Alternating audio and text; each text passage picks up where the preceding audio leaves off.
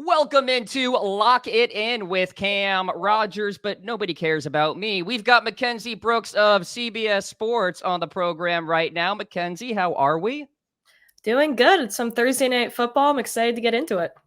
Yeah, absolutely. And you've got some best bets for us, and we'll get to those teas for the people out there later in the conversation. But give me your general impression so far of the sports betting trends that we're seeing out there. Of course, the big one is the public is eating right now in the NFL, which is very interesting. But talk to me about what you're seeing out there in terms of trends.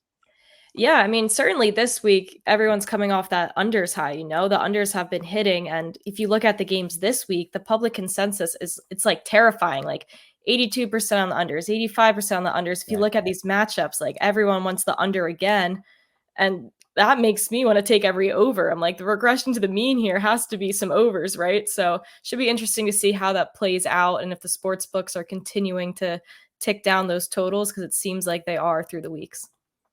Yeah, absolutely. And I feel like eventually the pros are going to pull ahead of the public as far as the sides are concerned, but we shall see. All right, let's talk about your Eagles. I found out through my research that you are an Eagles fan. Now, Mackenzie, losses do happen. We know that Jalen Hurts wasn't going undefeated, but to lose to Zach Wilson, how did Yeah. that feel? Yikes. It was bad because, I think we needed that one more soft win before we headed into the gauntlet of the schedule. That's going to be the Cowboys, then the Bills, then the Niners. It's going to be a mess. So Hmm. tough to see that. You could look at it on the bright side of, all right, maybe we're humbled, reality check, and they'll come back stronger hosting Miami this weekend. So we'll see. Certainly saw a loss coming, was not ready for it to be this past weekend, but hopefully it is what it is. Are they still the class of the NFC, in your opinion? I think so. I think they are. I think obviously the Niners have looked phenomenal, and you can't deny that. But I think there's a lot of potential to be figured out. I think Jalen Hurts hasn't hit the stride that I know he could later in the season. So maybe it does come later in the season, which honestly will be more important when we play some of these competitive teams. So Right. hopefully there's more potential to come. Big showdown on Sunday Night Football, by the way. Should be what, 30 degrees and rainy in Philly for that Hopefully. one? I'm praying for that. I've never Wet prayed wind. for terrible weather in Philly until we're hosting a South Florida team. I'm in Miami now, so it's been beautiful here. So hopefully they're going to get a big reality check when they get up there. Should be a good one. All right, let's move into Thursday Night Football because it is actually one of your best bets of the week that you were going to talk about here on the show. We've got a tough one to really read, Mackenzie, because we don't know about Trevor Lawrence's status, Jaguars, Saints, Jags getting a point on the road. Where are you going here? Yeah, it's tough to handicap this because of all those question marks. So I kind of went into the player prop market there a little bit. And something I think will still work out regardless is Travis Etienne over 19 and a half receiving yards. He actually has been a way bigger target. He's gone up 50% from last year receiving yards from like 20 to 30. So a much bigger target, and especially with Zay Jones out, he's averaging 24 receiving yards, and the Saints are giving up 28 receiving yards to opposing running backs. So I think regardless of the quarterback situation, whether it's an immobile Trevor Lawrence or it's CJ Beathard, they're going to look for him as a safety net, and those dump off passes I think is a good opportunity here. And again, that plays to the over. If I had to make a play on the total, I'd like the over here too. I just think we have to see regression to the mean here with all these unders. Yeah, primetime unders have been hitting at a very good clip so far this season. So we'll see what happens tonight. Do you have a lean on who the heck wins this game, by the way? I think I would lean Jags. I think typically when you have a first round draft quarterback like that, you'll see the line movement more towards like 6 points. And we haven't seen that. And I think a lot of the Jags' success this season hasn't necessarily been Lawrence. It's been a lot of their run game and defending the run. So I don't know how much of their success has really been reliant on Lawrence. So when you put Beathard in there, and I'm not saying he's awesome, but he's actually pretty legit. He's been in this system for a while, so his stats aren't terrible. I think he can still, play in this offense and make this a competitive game with the Saints team that just isn't looking that great either. Over under floating around 40 in that matchup. We've got another best bet for you here in the NFL, Mackenzie. What is it? Yeah, we're gonna go to the Chiefs. Chiefs laying 5.5 against the Chargers. I like them to cover this spread here. Typically, the Chargers keep this game close, but I don't think. Again, I say regression to the mean, but it feels like you can't just keep doing that. I think the I say Chiefs are that looking. phrase all the time, by I the can't way. help Like, it, I but love I to hear know. it. Sometimes I'm anti-trend. Sometimes I'm like, you can't always keep the game close against this team that's so much more talented than you. So the Chargers are having a tough time figuring out the defense. They're playing whack-a-mole a little bit. It's like they fix the run defense, and then their pass defense isn't looking as good. So now they're allowing 2 more points per game. So they haven't really seemed to figure it all out cohesively. The Chiefs are allowing 7.5 points less than they were last season. So their offense isn't looking like the normal Chiefs offense, but that defense is certainly helping them hold it down. So our model over at SportsLine at CBS Sports, we have the Chargers in the low 20s. So if the Chiefs can put up 27 plus points, which I think they can at home, I think they can cover this touchdown spread essentially. You've got me scared because I'm all over the Chargers plus the 5.5. The Oh people heard it on no. the show earlier this week. So I am potentially in trouble. They do call me Cam Auto Fade Rogers, though. So you could be in good shape there. So, Okay, all good to right, hear. we'll see. Good game coming up with the Chargers and the Chiefs. Okay, college football. Mm-hmm. Game of the week, by the way, Ohio State and Penn State. I'm curious to know if you have them on your card here. You've got a couple of plays this Saturday.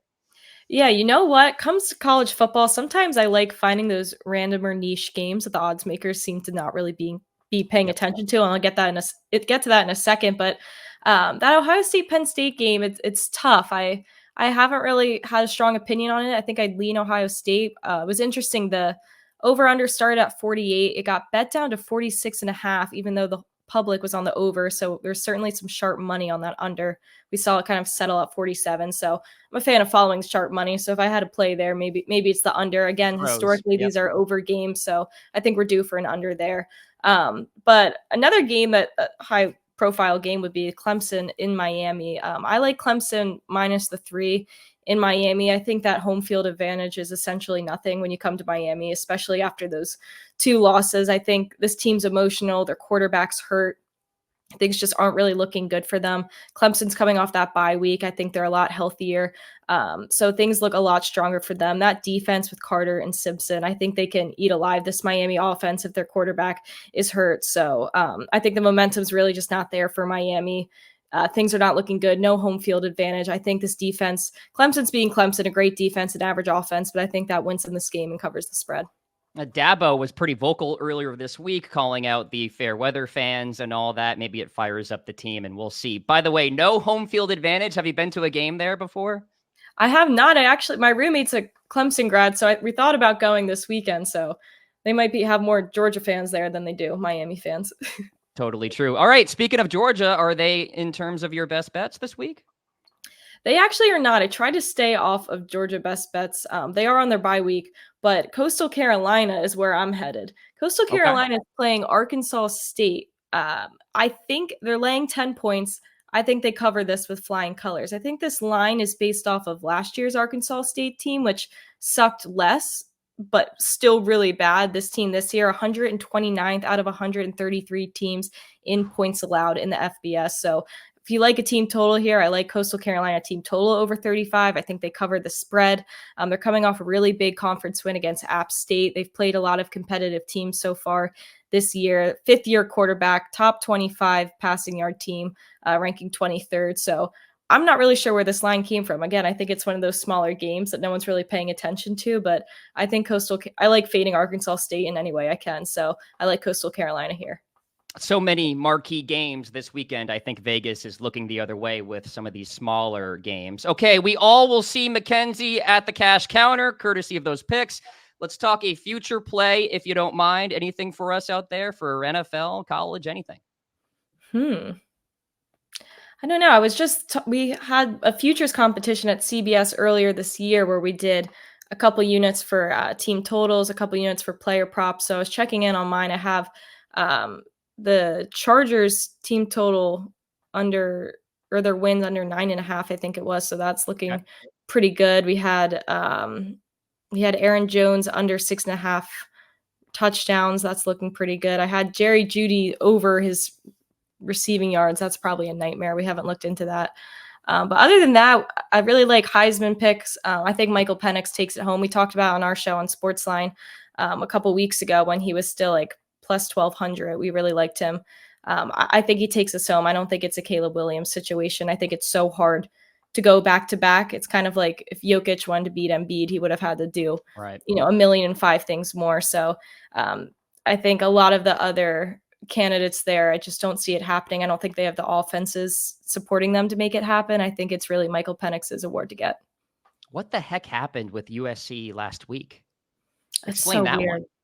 one. I don't know. I mean, it's so frustrating, that defense. Like, no matter how good Caleb Williams is in that offense, it's like they're always going to bring them down. So it'll Right. be interesting to see how they go about the next few years with that, and see what Caleb Williams does too. Prognostications for your dogs here. Are they going to get another national championship? I think they do. I think it took took some time for Carson Beck to start to get acclimated. I think he looked a little shaky as people saw. I think we'll see Brock Bowers get healthy again.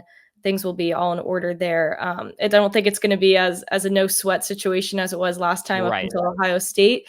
But I think it makes it better sometimes. I think it's a grittier team. I think Carson Beck will find his footing.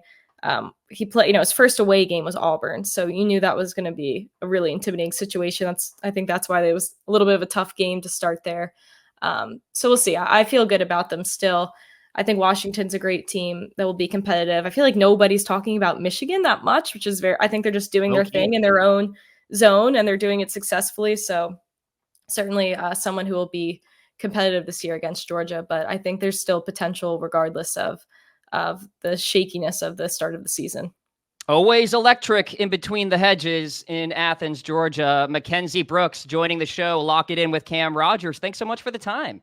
Yeah, thank you. Let's make some money. You got it.